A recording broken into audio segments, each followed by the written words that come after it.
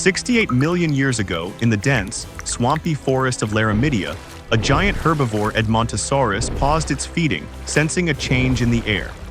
The forest fell silent, a stillness heralding the arrival of something that defied the very laws of nature. From the shadows emerged a nightmare of bone and muscle, a creature whose very existence seemed to challenge all biomechanical principles and evolutionary trade-offs. This was not merely a predator, but a biological paradox that should have failed. Yet it dominated its world with unparalleled effectiveness. Before we dive into the mystery of this impossible king, take a moment to join our journey through the wonders of the natural world. If you find yourself captivated by the secrets of life and the shadows of the past, please subscribe to the channel and turn on notifications. Your support allows us to continue unearthing the stories that time tried to bury. Now, let us look closer at the creature we call Tyrannosaurus rex. For over 2 million years, this animal dominated a world that was built for violence. Scientists, who are usually cautious with their language, often find themselves hovering around a forbidden word when discussing this beast, perfection. To understand how such a massive system could function, we must first look at the stage where it performed. The world of 68 million years ago was a fragmented corridor of land known as Laramidia, bordered by a vast interior sea. It was a high-energy ecosystem, a place of volatile changes and massive herbivores that required equally massive predators to keep the balance. But the king did not appear out of thin air. It was the final, polished product of a long and accelerating evolutionary process that started in the shadows. To appreciate the giant, we must first look at its humble beginnings, which were anything but majestic. Early relatives like Prehistoric and Guanlongwuki were small, marginal predators, often overlooked in the grand tapestry of the Jurassic. They were the underdogs scurrying in the tall grass while other giants claimed the throne. Then, in a geological instant between 80 and 68 million years ago, the lineage underwent an explosive growth. This sudden transformation from small scavengers to specialized apex predators is one of the great unresolved questions of biology. Why did evolution accelerate so fast and so extremely for this one specific line? It was as if nature had suddenly decided to pour all its resources into a single design, disregarding the usual slow pace of change. In 1902, the first remains of this design were uncovered by Barnum Brown in the rugged terrain of Montana's Hell Creek. 3 years later, Henry Fairfield Osborn gave it the name that would echo through history: Tyrannosaurus rex, the king of the tyrant lizards. What began as a simple classification soon evolved into something far more unsettling for the scientific community. They realized they weren't just looking at the biggest predator to walk the earth, but the most structurally paradoxical. The skull of this creature was an engineering marvel, lightened by large hollow cavities to save weight. Yet it carried massive bone-crushing teeth that were entirely unlike the thin, slicing blades of other predators. Research conducted by Gregory Erickson revealed that this animal possessed a bite force of up to 57,000 newtons. To put that in perspective, it far exceeds the power of a modern Nile crocodile. The king did not simply kill its prey, it pulverized it.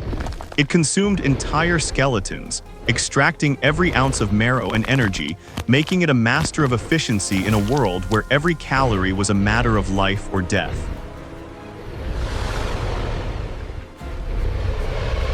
However, with such terrifying power came what many considered a design flaw: the infamous tiny arms.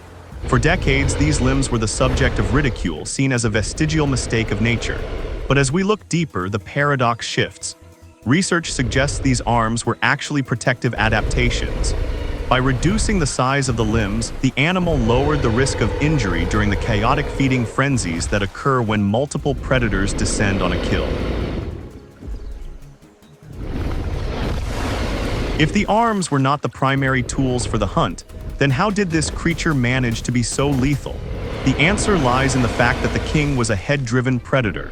Its entire body functioned as a sophisticated stabilization system, a living gyroscope where the hips served as a pivot and the tail acted as a heavy counterweight. Research by John Hutchinson showed that while it wasn't a fast runner in the traditional sense, it was an incredibly efficient walker. It was built to intercept its prey rather than chase it down over long distances. It used its massive bulk and momentum to deliver a single devastating blow. This brings us to a long-standing debate that once divided the scientific world. Was the king a noble hunter or a lowly scavenger? This false dichotomy, famously led by Jack Horner, framed the animal as a scavenger due to its perceived lack of speed. But the fossils themselves tell a different story.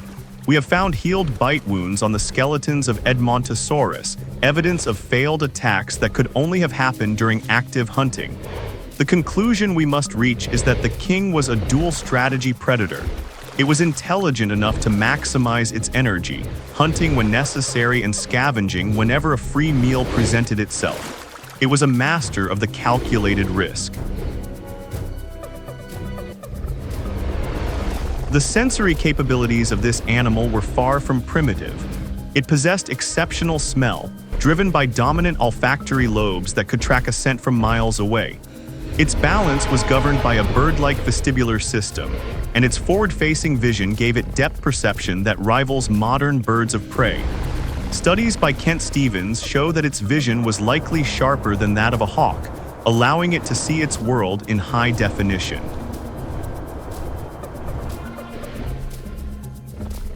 It wasn't just a powerful brute, it was a creature of precision, aware of every movement in its environment.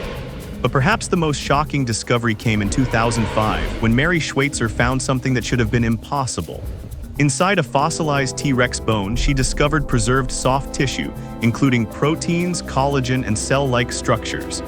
This find shattered our understanding of how fossils form and how long biological material can survive. This is the true flaw, not in the animal itself, but in our human understanding of biology. We are still trying to explain how these structures survived for over 66 million years.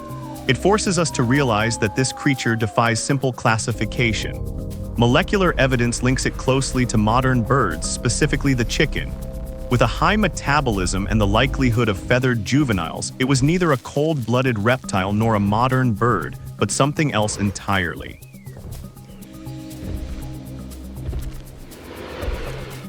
The life of a king was not one of easy luxury, but of constant violence and resilience. Fossils frequently show individuals who survived devastating injuries, including broken ribs and deep gashes inflicted by their own kind. This implies an extraordinary capacity for healing and a level of resilience that pushes beyond the limits of any known reptile. Every layer of evidence reinforces the same conclusion. This animal shouldn't have worked, but it did with terrifying success.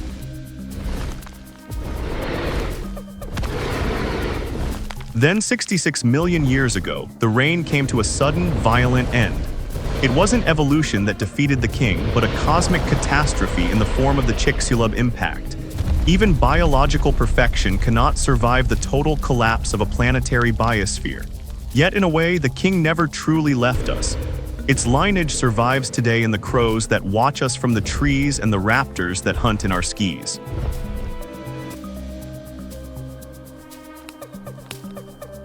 The intelligence and precision we see in modern birds are rooted in that ancient theropod ancestry.